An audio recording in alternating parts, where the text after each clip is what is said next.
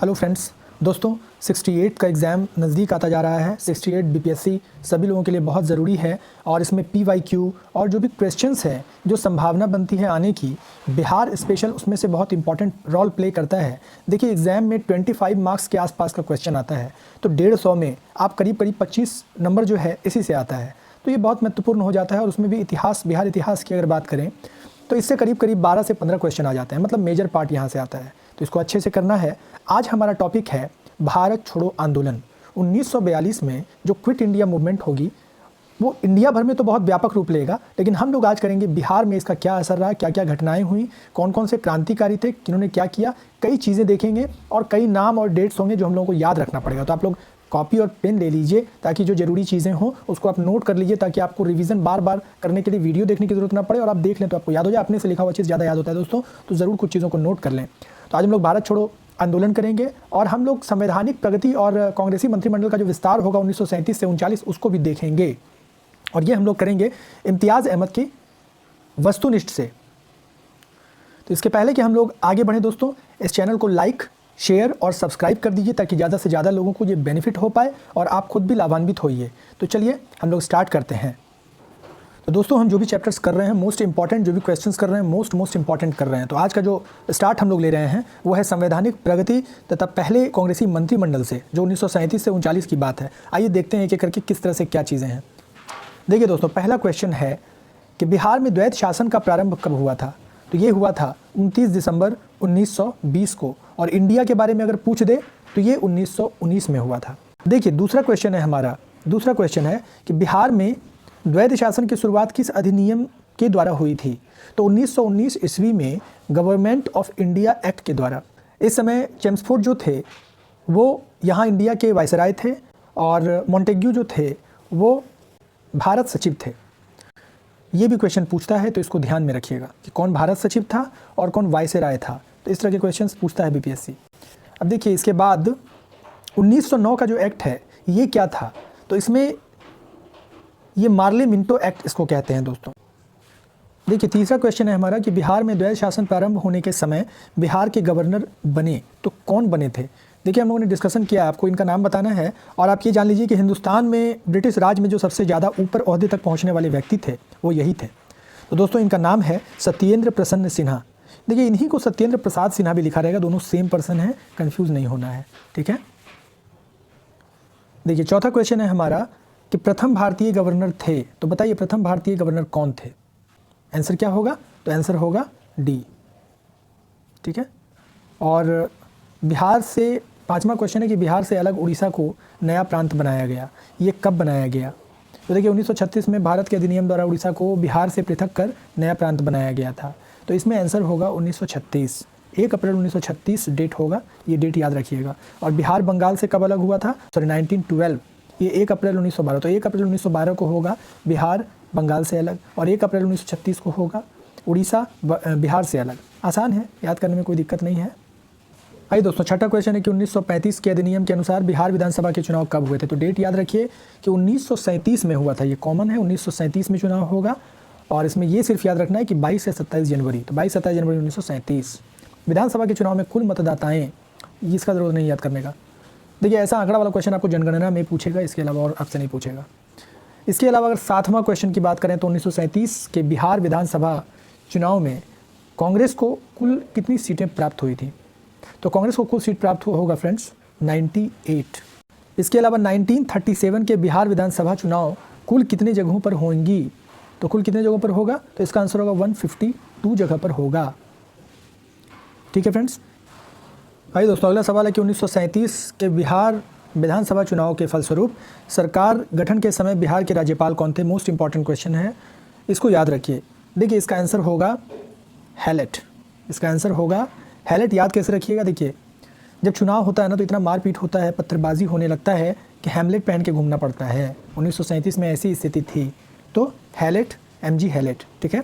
10वां question है कि 1937 के चुनावों के उपरांत बिहार में पहली सरकार बनाने वाले कौन थे। पूछ रहा है बिहार में पहली सरकार। देखिए बहुत इंपॉर्टेंट क्वेश्चन है फ्रेंड्स, ये बिहार में पहली सरकार बनाने वाले पूछ रहा है।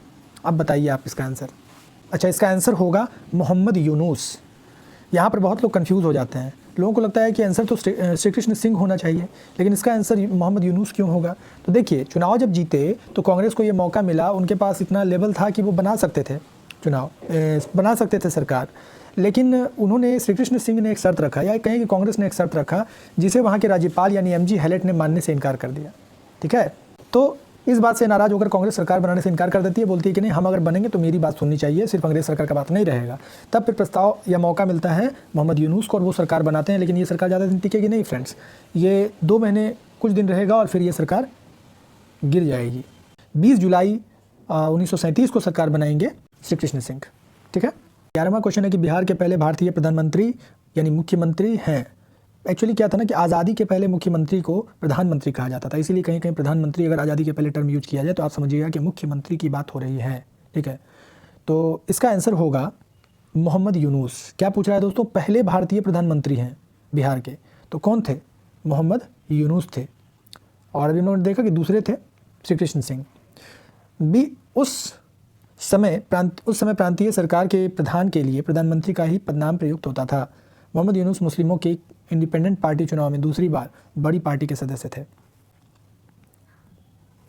दूसरी सबसे बड़ी पार्टी के सदस्य थे। अब देखिए 12वां क्वेश्चन है कि पहला भारतीय मंत्रिमंडल बिहार के संगठित हुआ, कब संगठित हुआ? तो 1 अप्रैल 1937 को ये संगठित होगा दोस्तों। बिहार के पहला कांग्रेसी मंत्रिमंडल का गठन कब हुआ था? तो ये हुआ था 20 जुलाई 1937। देखिए ये दोनों डेट आप याद रखिए कि पहला मंत्रिमंडल गठन होगा तो उसके मुख्यमंत्री बने यानी प्रधानमंत्री वो बनेंगे मोहम्मद यूनुस, और दूसरी जो मंत्रिमंडल गठित होगी उसके बनेंगे श्री कृष्ण सिंह। लेकिन अगर पूछ दे सवाल कि पहला कांग्रेसी मंत्रिमंडल कौन बनाया, तब आंसर होगा पहला कांग्रेसी मंत्रिमंडल का श्री कृष्ण सिंह। ठीक है, अब देखिए बिहार में, अच्छा डेट भी याद रखिए कि पहला सरकार 1 अप्रैल 1937 को बनेगा, जबकि दूसरा सरकार 20 जुलाई 1937 को बनेगा। और 1 अप्रैल और 20 जुलाई में करीब करीब अप्रैल, मई, जून और जुलाई, तो करीब करीब कितने दिन का फ़र्क है? 75 से 80 दिन का फ़र्क है।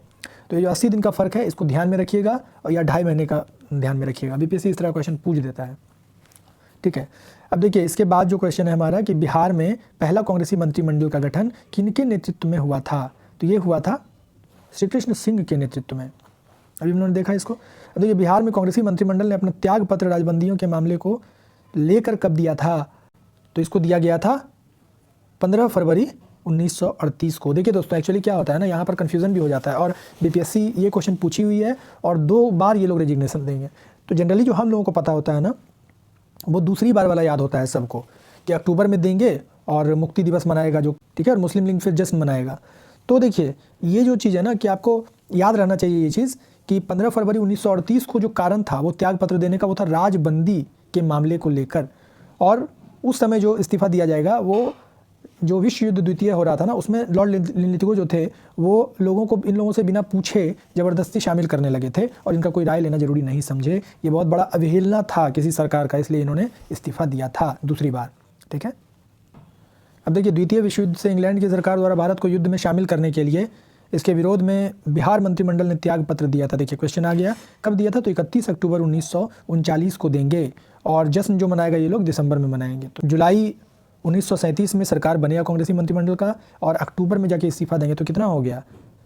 जहाँ 2.5 महीने बाद पहला दूसरा सरकार बनेगा, पहला यूनुस का फिर श्री कृष्ण सिंह का, वहीं जब कांग्रेसी मंत्रिमंडल ज्वाइन करेगी और इस्तीफा देने में 2.25 साल का अंतर रहेगा। इसको याद रखिएगा, ये छोटा छोटा चीज़ है जो आपको ध्यान रखना है और ये आपको लीड दिला सकता है। तो चलिए 17वां क्वेश्चन है कि बिहार कांग्रेसी मंत्रिमंडल 1937-39 द्वारा कौन से कार्य किए गए? हरिजनों की शिक्षा एवं उनकी आर्थिक स्थिति में सुधार संबंधी कार्य, बिहार टेनेंसी अमेंडमेंट एक्ट 1938, बंदियों की रिहाई, कई पुस्तकों तथा प्रकाशनों पर से प्रतिबंध की समाप्ति एवं के.टी. शाह की अध्यक्षता में शिक्षा पुनर्गठन समिति की स्थापना, या फिर डी उपयुक्त सभी? तो इसका आंसर होगा उपयुक्त सभी। देखिए 18वां क्वेश्चन है कि अखिल भारतीय मुस्लिम लीग का 26वां अधिवेशन 26 दिसंबर 1938 को कहाँ पर हुआ था? जिसकी अध्यक्षता मोहम्मद अली जिन्ना करेंगे, और ये होगा पटना में, इसीलिए इंपॉर्टेंट है ना बिहार स्पेशल में। अब देखिए 19वां क्वेश्चन है कि 1937 में बिहार में कुछ स्थानीय मुस्लिम पार्टियों का विलयन मुस्लिम लीग में हुआ, इसमें कौन सी पार्टी सम्मिलित नहीं हुई थी? तो बिहार इंडिपेंडेंट पार्टी जो है ये इसमें सम्मिलित नहीं होगा दोस्तों। इसके अलावा किस वर्ष उड़ीसा बिहार से पृथक हुआ था? आप लोग जानते हैं, जल्दी से कमेंट बॉक्स में लिख के बताइए। बीपीएससी 41वीं में पूछ रहा है, मैं भी आपसे पूछ रहा हूँ, जल्दी कमेंट बॉक्स में लिखिए। बात बहुत हो गया, थोड़ा सा हाथ भी चला लीजिए। चलिए तो बिहार में 21वां क्वेश्चन है, बिहार में निर्वाचित लोकप्रिय सरकार सर्वप्रथम बनी थी? 1937 में बना था निर्वाचित लोकप्रिय सरकार। ठीक है, 1937 के चुनाव में मुस्लिम लीग के टिकट पर कितने मुसलमान बिहार राज्य के विधानसभा से चुने गए थे? तो इसमें से कोई भी मुस्लिम जो 1937 के चुनाव में नहीं चुना गया था, तो कोई भी नहीं चुना गया था।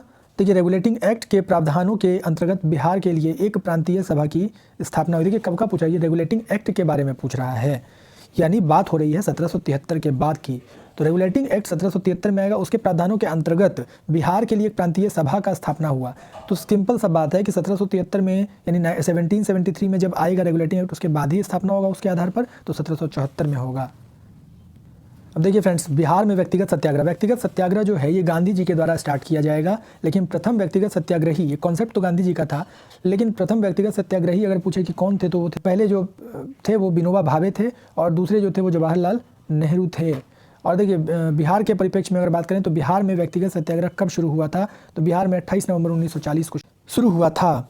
बिहार में व्यक्तिगत सत्याग्रह के प्रथम सत्याग्रही कौन थे? तो बिहार में श्री कृष्ण सिंह प्रथम सत्याग्रही रहेंगे, और द्वितीय जो है वो अनुग्रह नारायण सिंह रहेंगे।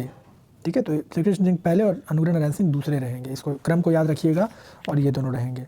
कुछ अच्छे क्वेश्चंस हम लोगों ने किए, तो जल्दी से आप इस चैनल को लाइक, सब्सक्राइब और शेयर कर दीजिए। देखिए सब्सक्राइब करने से क्या होता है ना, कि हमें भी अच्छा लगता है, मेहनत करने में मज़ा आता है, आपको आप तक पहुँचाने में जो इंपॉर्टेंट क्वालिटी कंटेंट है उसको बनाने में मज़ा आता है, और अगर हमें मज़ा आएगा तो आपको भी मज़ा आएगा, और बहुत मज़ा करेंगे हम लोग साथ में भी। तो जल्दी से लाइक कीजिए, शेयर कीजिए और सब्सक्राइब कीजिए इस चैनल को। ठीक है, चलिए हम लोग आगे बढ़ते हैं। और भारत छोड़ो आंदोलन 1942, अल्टीमेटली हम लोग वहाँ पर पहुँचे जो मोस्ट इंपॉर्टेंट चैप्टर है बिहार का। और देखिए इससे सबसे ज़्यादा क्वेश्चन बनता है, या क्वेश्चन बनने की संभावना रहती है बिहार में भी, क्योंकि बहुत चीज़ यहीं पर होगा। ये देखते हैं कि क्या और कैसे होगा। तो देखिए पहला क्वेश्चन है कि डॉक्टर राजेंद्र प्रसाद को 9 अगस्त 1942 को गिरफ्तार करके भेजा गया। आपको बता दें कि इसके पहले वाले जो वीडियो आए थे हमारे, तो इसके जस्ट पहले वाले वीडियो में इसके काफ़ी ब्रीफ में हम लोगों ने बहुत अच्छे से थोड़ा डिटेलिंग किया है 1942 का, क्योंकि ये थोड़ा एडवांस चैप्टर है, इंपॉर्टेंट है, इसलिए तो उसको ज़रूर देख लीजिए। नहीं देखें तो पहले उसको बढ़िया से देख लीजिए, फिर क्वेश्चन आंसर आपको दिक्कत नहीं होगा, आपको याद हो जाएगा, तो आंसर क्वेश्चन में मज़ा भी आएगा। चलिए, तो क्वेश्चन नंबर 1 है कि डॉक्टर राजेंद्र प्रसाद को 9 अगस्त 1942 को गिरफ्तार करके भेजा गया। तो कहाँ भेजा गया? 43वीं में पूछ चुका है, तो इनको भेजा गया बांकीपुर जेल में। ठीक है, इनको देखिए गिरफ्तार जो किया जाएगा ना, इनको सदाकत आश्रम से गिरफ्तार किया जाएगा डॉक्टर राजेंद्र प्रसाद को, जो कि पटना में है। आपको याद होगा कि सदाकत आश्रम में कांग्रेस का ऑफिस भी था। मजरुल हक जो थे ना, वो उसके अध्यक्ष, मतलब वो ऑफिस के हेड थे। ठीक है, अब ये भारत छोड़ो आंदोलन के दौरान किसने सरकारी नीति के विरोध में महाधिवक्ता एडवोकेट जनरल के पद से त्यागपत्र दे दिया? बहुत इंपॉर्टेंट क्वेश्चन फ्रेंड्स, बताइए आप लोग। हम लोग इसको डिस्कस कर चुके हैं, जो लोग पिछली वीडियो देख चुके हैं तो आसानी से दे सकते हैं। तो इसका आंसर होगा बलदेव सहाय। तो बलदेव सहाय, अच्छे से इसको लिख लीजिए, नोट कर लीजिए आप लोग। अब देखिए बलदेव सहाय ने महाधिवक्ता के पद से त्यागपत्र 1942 में दिया था। और बताइए जल्दी से कमेंट बॉक्स में लिखिए कि 1920 में वकालत कौन छोड़ेगा? चलिए तीसरा आप लोग लिखिए कमेंट बॉक्स में। तीसरा क्वेश्चन है कि भारत छोड़ो आंदोलन के क्रम में पटना सचिवालय गोलीकांड हुआ था।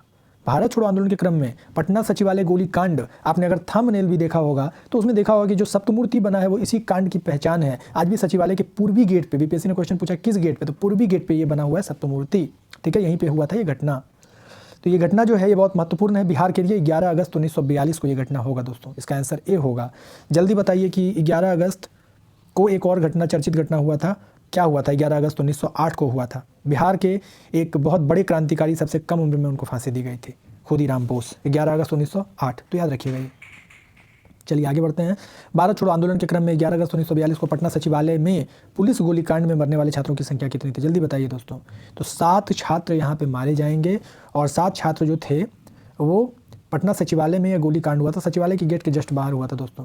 देखिए भारत छोड़ो आंदोलन के क्रम में पटना सचिवालय गोलीकांड में शहीद होने वालों के निम्न में से कौन शामिल नहीं थे? तो इसमें सीताराम केसरी शामिल नहीं थे दोस्तों। अब देखिए पटना सचिवालय बहुत इंपॉर्टेंट है, इसको आप अभी याद ही कर लीजिए। देखिए इसको कैसे याद करेंगे ये मैं बताऊंगा आपको। ये बीपीएससी पूछता रहता है ऐसे क्वेश्चन, 7 छात्रों का नाम पूछ लेगा, कहाँ से का रहने वाला ये पूछ लेगा। तो इस इंपॉर्टेंट फैक्ट को हम लोग अभी याद कर लेते हैं, कोड करते हैं हम लोग, कोडिंग करते हैं, उससे याद करते हैं। ठीक है फ्रेंड्स, तो चलिए जो कोडिंग मैं बताने जा रहा हूँ ये मैंने ही बनाया है। मुझे जो है कोई स्पेशल ट्रेनिंग नहीं दिया गया, तो आप लोग अगर समझ में नहीं है तो अपना भी बना सकते हैं, लेकिन फिलहाल मैं आपको बता देता हूँ ताकि आपको ज़्यादा स्ट्रेस ना लेना पड़े। तो चलिए मैंने कुछ इस तरह से कोडिंग किया है फ्रेंड्स कि इसके 7 नाम को आप पढ़िए। पहला नाम है उमाकांत प्रसाद सिन्हा, फिर रामानंद सिंह, सतीश प्रसाद झा, जगपति कुमार, देवीपत चौधरी, राम गोविंद सिंह, राजेंद्र सिंह। ये सारे विद्यार्थी सचिवालय भवन पर झंडा फहराने के प्रयास कर रहे थे, जिनमें से 7 के 7 को गोली मारने से वहीं पर ये शहीद हो जाएंगे सातों लोग। और एक और फैक्ट मैं बता दूं कि 8वां जो छात्र था वो यहाँ पर झंडा फहराने में कामयाब रहेगा, जिसका नाम हम लोग आगे देखेंगे क्वेश्चन में, ठीक है। चलिए आगे बढ़ते हैं। हाँ, इसका कोडिंग समझ लेते हैं। तो हम लोग को याद करना है कि उमा रमा देवी राम राज जगपति, उमा रामा देवी राम राज जगपति सतीश, उमा रामा देवी राम राज जगपति सतीश, उमा रामा देवी राम राज जगपति सतीश, 11 अगस्त 1942। तो छठा क्वेश्चन है कि भारत छोड़ो आंदोलन के दौरान सरकार ने निम्न में से कौन सी अखबार का प्रकाशन प्रारंभ किया था। तो भारत छोड़ो आंदोलन के दौरान पटना न्यूज का जो प्रसारण है वो प्रारंभ किया जाएगा। देखिए, भारत छोड़ो आंदोलन के दौरान फूलेना प्रसाद श्रीवास्तव की मृत्यु झंडा फहराने के क्रम में हो जाएगी। ये कहाँ पर होगी दोस्तों, बहुत इंपॉर्टेंट क्वेश्चन है ये। तो इसका आंसर होगा सिवान। सिवान में फूलेना प्रसाद का शहीद हो जाएंगे। फूलेना प्रसाद झंडा फहराने के क्रम में, फूलेना प्रसाद सिवान से थे जो शहीद हो जाएंगे। याद रखिएगा, इस तरह के क्वेश्चंस पूछे जाते हैं कि कौन कहाँ से था और कहाँ पर शहीद हुआ था। 13 अगस्त 1942 को कहाँ झंडा फहराने के क्रम में 13 वर्षीय बालक ध्रुव कुमार की मृत्यु पुलिस की गोली से हो जाएगी। बताइए जल्दी। ध्रुव कुमार, ये ध्रुव दल भी था इनके नाम पर, और ध्रुव कुमार 13 वर्ष में इनकी मृत्यु होगी। बताइए कहाँ के थे ये थे कटिहार के। चलिए तो आगे बढ़ते हैं। 19वां क्वेश्चन है हमारा कि बिहार के किस स्थान के युवकों ने ब्रिटिश शासन का मुकाबला करने के लिए ध्रुव दल की स्थापना की थी। अभी हम लोगों ने बताया, बताइए जल्दी से, कमेंट बॉक्स में लिखिए जल्दी। कटिहार इसका आंसर होगा दोस्तों। भारत छोड़ो आंदोलन के दौरान किस प्रमंडल के लगभग 2 महीने तक जनता का शासन रहा था। तो बताइए कहाँ का, जहाँ का स्थिति बहुत खराब रहता था, मतलब जहाँ बहुत विकट स्थिति था, बहुत खूंखार टाइप का स्थिति हो जाता था। ये इसका आंसर तिरहुत होगा दोस्तों। देखिए, जयप्रकाश नारायण को राष्ट्रीय स्तर के नेता की पहचान किस संदर्भ में मिली थी। तो किस संदर्भ में मिलेगा इनको राष्ट्रीय नेता का पहचान। तो इनको राष्ट्रीय नेता का पहचान भारत छोड़ो आंदोलन के क्रम में मिलेगा। एक्चुअली क्या हुआ था ना कि 8 अगस्त 1942 के दिन ठीक रात में 12 बजे, मतलब इसके जस्ट 1 मिनट बाद 9 अगस्त हो जाएगा, तो रात में 12 बजे इसको ऑपरेशन जीरो आवर कहा गया। इस ऑपरेशन जीरो आवर को चलाकर जितने बड़े नेता थे सबको गिरफ्तार कर लिया गया, जैसे गांधी जी, बिहार में राजेंद्र प्रसाद, इस तरह का अलग अलग जगह पर जो भी नेता थे उनको गिरफ्तार कर लिया जाएगा, ठीक है, और उनको कैद में डाल दिया जाएगा। तो जब नेता ही नहीं रहेगा, तो आज तक कोई नेता के बिना आंदोलन हो पाया है? आंदोलन तो ऐसे ही खत्म हो जाएगा। लेकिन उस समय जो भारत में जुनून था वो आंदोलन नेता की वजह से खत्म नहीं हुआ, बल्कि और ज़्यादा भड़क गया, क्योंकि कोई बंधन नहीं रह गया किसी के पास, और लोग अब रुकने वाले नहीं थे। लोग समझ चुके थे थीम कि हमको करना क्या है। तो इसीलिए इसे स्वतः स्फूर्त आंदोलन कहा जाता है। अपने आप में जो लोग जहाँ पर थे खुद ही कोई दल बनाकर कोई लोग अपने हिसाब से नेतृत्व करने लगे, ठीक है। अब देखिए, तो इसीलिए तिरहुत में जो है ये कंडीशन बहुत ख़राब था। खराब मतलब अंग्रेजों के हिसाब से खराब, हम लोग की तरफ से तो अच्छा था। देखिए 11वां क्वेश्चन है कि जयप्रकाश नारायण को राष्ट्रीय स्तर के नेता की पहचान किस संदर्भ में मिली। तो भारत छोड़ो आंदोलन के क्रम में मिली। भारत छोड़ो आंदोलन से उत्पन्न दंगे किस क्षेत्र में सबसे अधिक हुए। तो आप बताइए किस क्षेत्र में होगा। तो इसका आंसर होगा बिहार और संयुक्त प्रांत। 41वीं में पूछा है, ठीक है। तो बिहार 1942 में बहुत ज़्यादा महत्वपूर्ण भूमिका निभाएगा। देखिए 1930 में निभाएगा लेकिन उतना नहीं, लेकिन 1942 में तो गजब हो जाएगा। हर चीज़ आपको बिहार में, चूँकि आज़ाद दस्ता यहीं से बनेगा और जेपी यहीं पर उभर के सामने आएंगे, तो बहुत ज़बरदस्त तरीके से बिहार उभर कर सामने आएगा लीडरशिप के रूप में 1942 में। देखिए श्री जगत नारायण लाल की पत्नी का नाम क्या था। ये पति का नाम, ससुर का नाम, ये सब पूछता रहता है बीपीएससी। तो देखिए श्री जगत नारायण लाल की पत्नी का नाम क्या था। तो इनका नाम था राम प्यारी देवी, ठीक है। अब नारायण की पत्नी थी तो राम प्यारी तो होंगी ही। अब देखिए भारत छोड़ो आंदोलन के क्रम में 9 अगस्त 1942 को डॉक्टर राजेंद्र प्रसाद को गिरफ्तार कर किस जेल में रखा गया था। जल्दी बताइए, अभी डिस्कस किए हैं। तो ये रखा गया था बांकीपुर जेल में। पटना में बांकीपुर में एक जेल था, वहीं पर रखा गया था। महात्मा गांधी तथा उनके सहयोगियों की 1942 में हुई धरपकड़ से बाहर के बहुत दंगे हुए। इसमें रेल सेवा पूर्ण रूप से ठप हो गई। इनमें अधिकतम प्रभावी जिला था, ये 43वीं में ये क्वेश्चन पूछ भी चुका है बीपीएससी। और अधिकतम कौन था, तो ये पटना था, ठीक है। अब देखिए जयप्रकाश नारायण किस आंदोलन से संबंधित हैं। तो हम लोग देख चुके हैं कि भारत छोड़ो आंदोलन। और देखिए अगर इसमें एक और ऑप्शन रहता संपूर्ण क्रांति का, तो आप क्वेश्चन आपको में टिक मारना है, ठीक है। संपूर्ण क्रांति नहीं है तो भारत छोड़ो आंदोलन, क्योंकि देखिए भारत छोड़ो आंदोलन बहुत इंपॉर्टेंट था जेपी के लिए। अब 44वीं में ऑलरेडी ये पूछ भी चुका है। दिसंबर 1942 को श्री योगेंद्र शुक्ल कहाँ लाए गए। तो योगेंद्र शुक्ल को पटना लाया जाएगा। याद होगा हम लोगों ने पढ़ा था कि इनको पटना लाया जाएगा 7 दिसंबर को, और फिर मुजफ्फरपुर से लाया जाएगा, और कहाँ भेजा जाएगा, तो बक्सर भेजा जाएगा। देखिए लगातार 43वीं, 44वीं, 45वीं में पूछे हुए, बताइए। तो हम लोग देखिए फ्रेंड्स वैसे क्वेश्चन कर रहे हैं जो एग्जाम में पूछे जाते हैं, वैसे नहीं जो इंस्टीट्यूट आपको बतलाते हैं कि एग्जाम में पूछे जा सकते हैं, नहीं। तो ये है रियल टेस्ट सीरीज़, ठीक है। और याद रखिए कि 150 में से 25, 30, 40 के आसपास तक क्वेश्चन आपका प्रीवियस ईयर से आएगा। तो उसमें ये बहुत अहम रोल प्ले करेगा बिहार स्पेशल का, ठीक है। देख रहे हैं, हमने कहा था कि क्वेश्चन यहीं से पूछा जाता है। प्रूफ सामने है, दिखाने और बताने की जरूरत तो है नहीं दोस्तों। तो चलिए डॉक्टर राजेंद्र प्रसाद की बहन थी, कौन थी बताइए। तो ये थी भगवती देवी। भागवती देवी। अब देखिए 45वीं में क्वेश्चन पूछा कि जगत नारायण लाल को किस जेल में भेजा गया था। कल हम लोग ये क्वेश्चन किए हैं, बताइए कहाँ पे किया गया था। देखिए 3 लोगों को बांकीपुर जेल में रखा जाएगा। हम लोगों ने पिछले वीडियो में इस चीज़ को किया है। तो किसको किसको, तो सबसे पहला नाम तो राजेंद्र प्रसाद को याद रखिए, यहाँ से क्वेश्चन पूछा है बीपीएससी। दूसरा नाम आप याद रखिए अनुग्रह नारायण सिन्हा का भी, ये बहुत इंपॉर्टेंट और बड़े नाम हैं उस वक्त के, तो इनको भी बांकीपुर जेल में रखा गया था। और डॉक्टर श्री कृष्ण सिंह को भी बांकीपुर जेल में रखा गया था। तो ये 3 बहुत बड़े नाम हैं जिनको रखा गया था। तो राजेंद्र प्रसाद, श्री कृष्ण सिंह और अनुग्रह नारायण सिन्हा, या अनुग्रह नारायण सिंह भी इन्हीं को कहते हैं, दोनों एक ही व्यक्ति हैं। तो इन तीनों को रखा गया था। और एक और नाम हम लोगों ने अभी देखा जो जगत नारायण लाल, तो इनको भी बांकीपुर में रखा गया था। तो 4 नाम टोटल आप याद रखिए। अब देखिए इसके अलावा 20वां क्वेश्चन है कि अगस्त 1942 में कहाँ विमान दुर्घटनाग्रस्त हुई थी जिसमें सवार 2 विमान चालकों को लोगों ने मार डाला था। ये मुंगेर में हुआ था। मुंगेर में ही एक और घटना हुआ था जो हम लोग डिस्कस किए थे 15 फरवरी 1932 में। बताइए जल्दी से कमेंट बॉक्स में लिख के, जिसको अभी भी बिहार सरकार ने शहीद दिवस घोषित किया है, ठीक है। तो आप जल्दी से बताइए कि उस दिन क्या हुआ था और वो घटना कहाँ हुआ था। जयप्रकाश नारायण ने युवकों को गोरिल्ला युद्ध में प्रशिक्षित करने के लिए आज़ाद दस्ता का संगठन किया था। देखिए नेपाल में, भागलपुर में, पटना में उपयुक्त में से कोई भी नहीं। तो ये नेपाल में किया था। हम लोगों ने देखा था दोस्तों कि नेपाल के ही आज़ाद दस्ता का अखिल भारतीय केंद्र था तथा उसे कुछ दूरी पर बिहार प्रांतीय कार्यालय बनाया गया था। देखिए इसमें जो इंपॉर्टेंट बात है जो आपको याद रहनी चाहिए, पिछले वीडियो में भी और कई बार हम लोग डिस्कस कर चुके हैं, इसको समझने वाली बात है, याद रखने लायक बात है कि देखिए नेपाल में क्यों बनेगा। जब सबका यहाँ धरपकड़ होने लगा, गिरफ्तारी होने लगेगा, तो यहाँ कैसे बनाएगा आज़ाद दस्ता?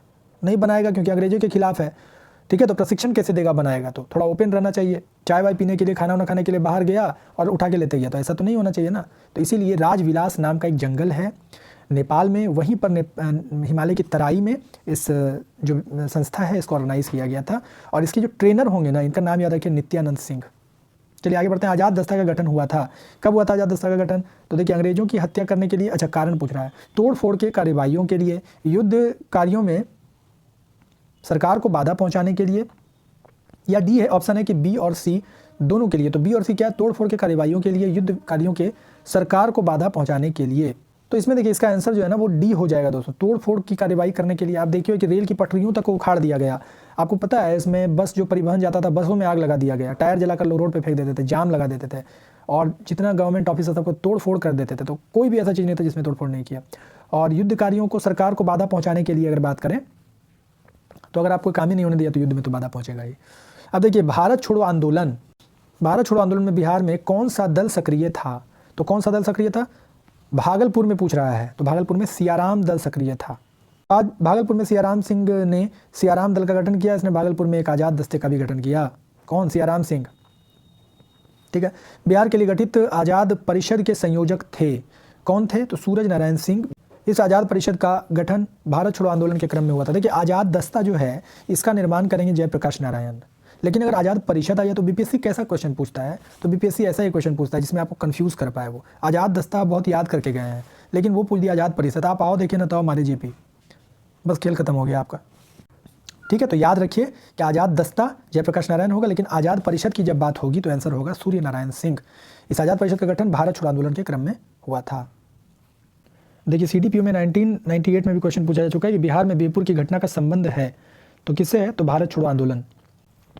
तो आज़ाद दस्ता कब सक्रिय रहा था दोस्तों? तो सक्रिय रहा था भारत छोड़ो आंदोलन के दौरान। देखिए 27वां क्वेश्चन है कि भागलपुर में एक आज़ाद दस्ते का गठन किया था, तो सियाराम सिंह ने किया था। 28वां क्वेश्चन है कि हम बहुत बड़ी भूल करेंगे, वो बहुत इंपॉर्टेंट क्वेश्चन है ये फ्रेंड्स, 42 में पूछ भी चुका है बीपीएससी।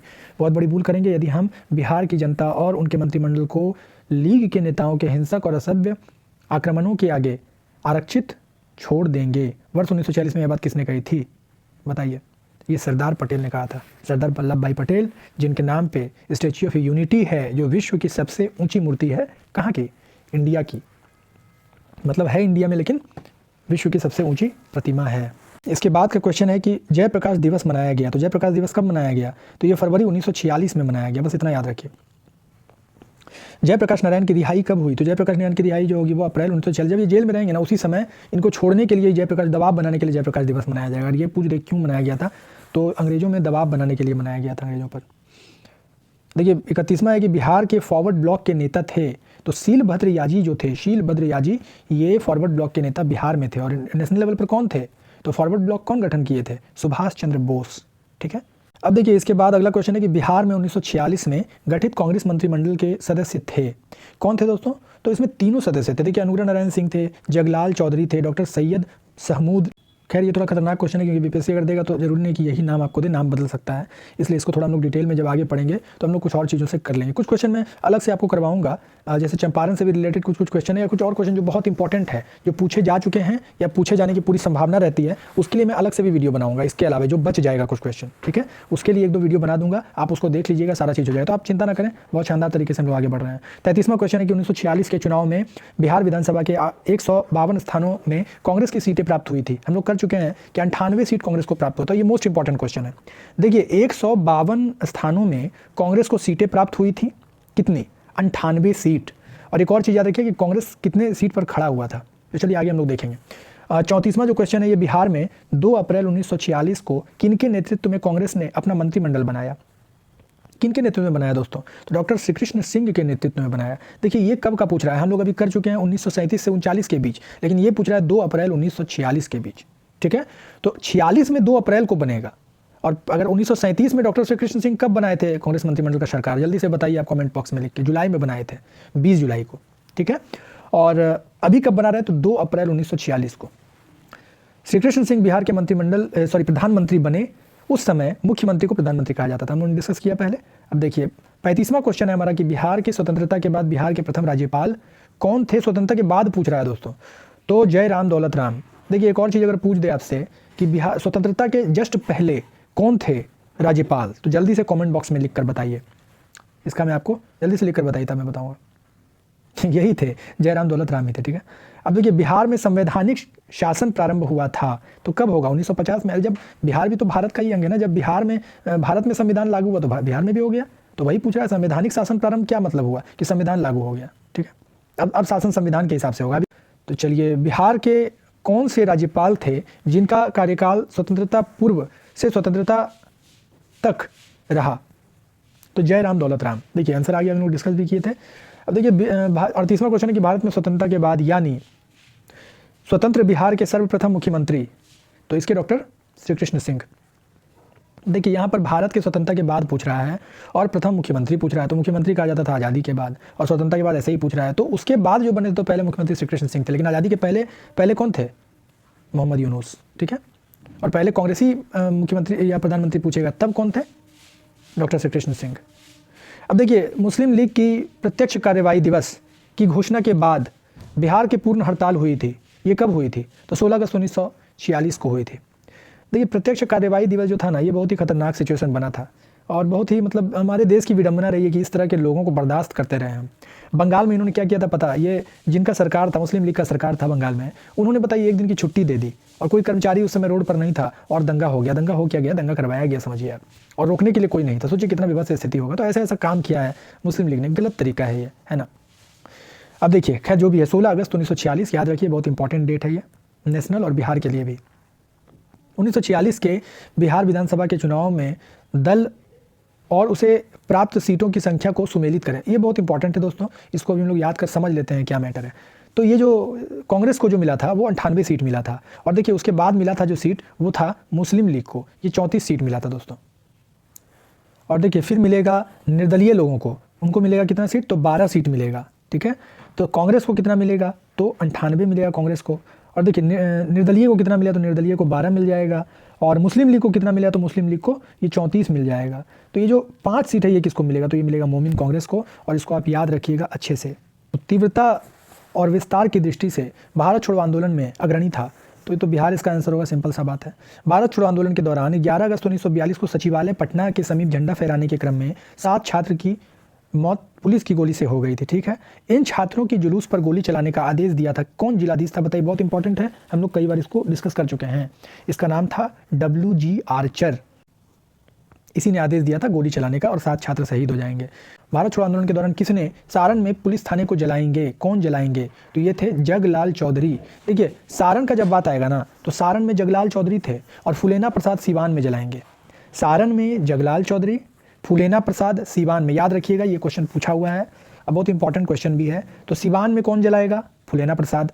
और जगलाल चौधरी कहाँ? तो सारण, जिसको आप लोग छपरा भी कहते हैं।